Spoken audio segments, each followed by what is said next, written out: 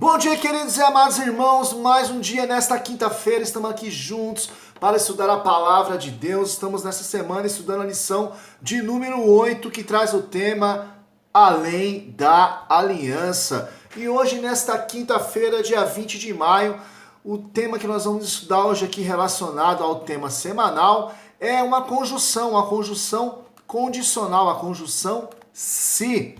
Conjunção empregada aí para estabelecer uma relação condicional entre duas partes. Queridos, o verso para memorizar dessa semana encontra-se ali no livro de Deuteronômio, capítulo 7, verso 9, que diz assim: Portanto, saiba que o Senhor, seu Deus, é Deus.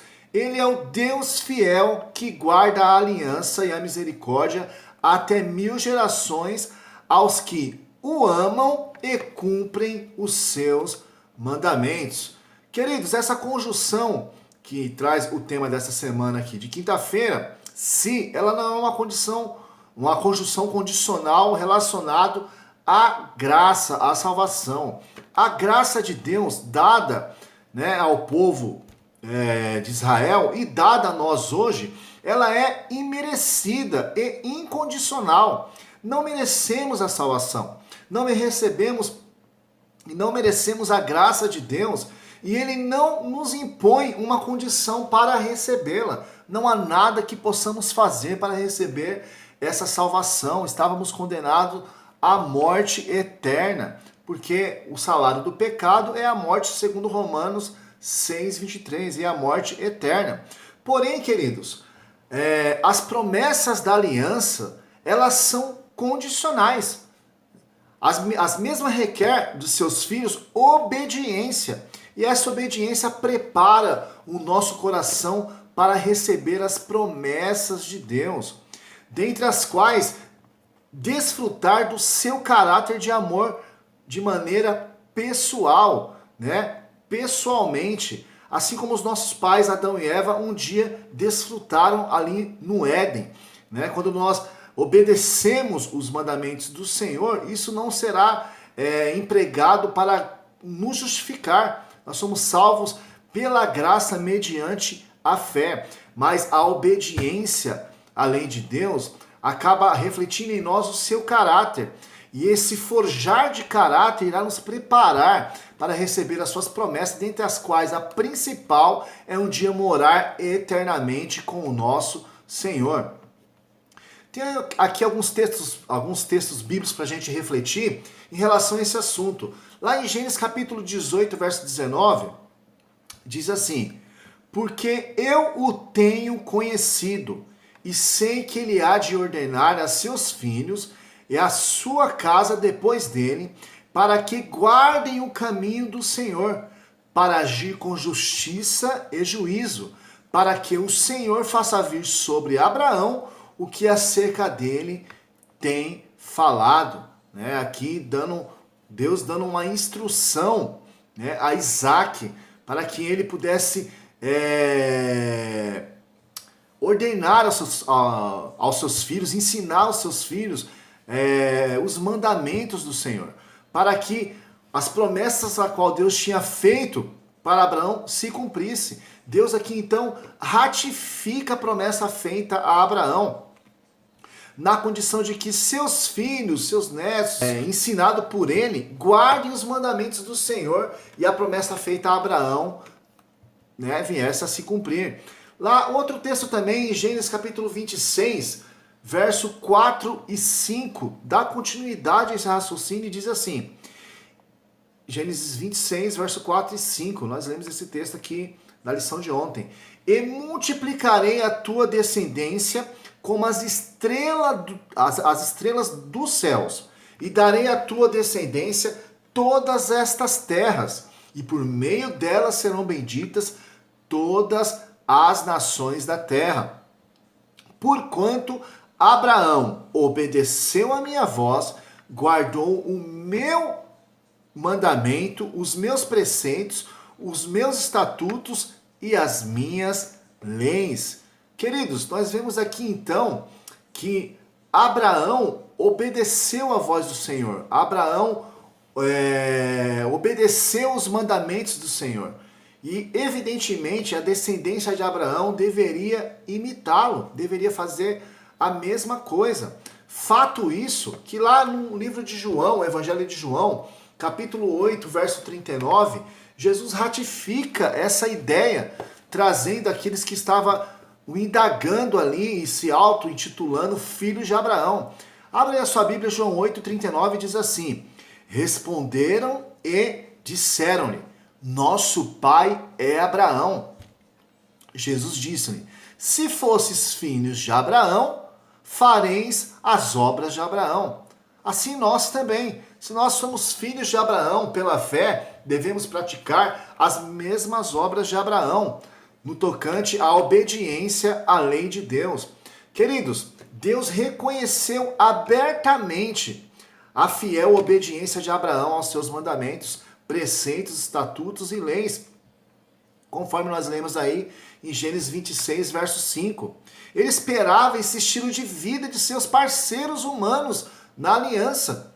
A declaração completa da aliança bíblica no Sinai tornou evidente que a obediência é um dos aspectos fundamentais da aliança. Abra sua Bíblia aí também, lá em Êxodo capítulo 19, verso 5, que diz assim: agora, pois, se diligentemente ouvirdes a minha voz e guardardes a minha aliança, então sereis a minha propriedade peculiar dentre todos os povos, porque toda a terra é minha.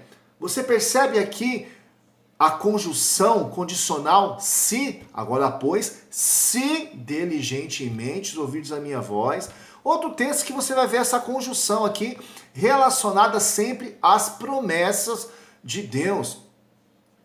Vejam bem lá em Levítico capítulo 26, verso 3 e 4, diz assim: se andardes nos meus estatutos e guardardes os meus mandamentos e os cumprirdes, vejam bem, guardar os meus estatutos, os meus mandamentos e os cumprirdes. Verso 4, então eu vos darei as chuvas a seu tempo, e a terra dará a sua colheita, e a árvore do campo dará o seu fruto. Vejam bem aqui, queridos, que não somente as promessas divinas, mas também as promessas terrenas, Deus nos proporciona como resultado da obediência que temos à sua lei. São bênçãos que refletem em nossa vida de acordo com aquilo que nós entregamos para Deus. E mais uma vez eu reafirmo, isso não é um meio de salvação, mas é uma forma de forjar o nosso caráter ao caráter de Deus. Queridos, lá em esse texto aqui em Êxodo 19, verso 5, deixou isso bem claro. Se ouvirem, é inegável o aspecto condicional da aliança. Embora tenham sido concedidas pela graça, embora sejam imerecidas, embora fossem um presente para eles, as promessas da aliança não eram incondicionais. O povo poderia rejeitar o presente, negar a graça e abandonar as promessas. A aliança, como acontece com a salvação, jamais anula o livre-arbítrio. Nós temos o livre-arbítrio de decidir ou não por essa tão grandiosa salvação que Deus nos oferece através do sacrifício do seu Filho Jesus na cruz. O Senhor não força as pessoas a ter um relacionamento salvífico com Ele e não lhes impõe uma aliança. Ele a oferece gratuitamente a todos. Todos são convidados a aceitá-la. Quando uma pessoa a aceita, as obrigações vêm não como meio de obter as bênçãos da aliança, mas como manifestação exterior de tê-las recebido, ou seja, é um resultado. Nós temos comunhão com Ele e o resultado é a obediência. Israel deveria obedecer também, não a fim de obter as promessas da salvação, mas para que as promessas fossem cumpridas nele. Sua obediência era uma expressão de como é ser abençoado pelo Senhor. A obediência não compra as bênçãos, como se Deus fosse obrigado a concedê-las. A obediência, em vez disso, cria um ambiente em que as bênçãos da fé podem se manifestar. Queridos, que vocês possam estar habilitados para receber as bênçãos do Senhor.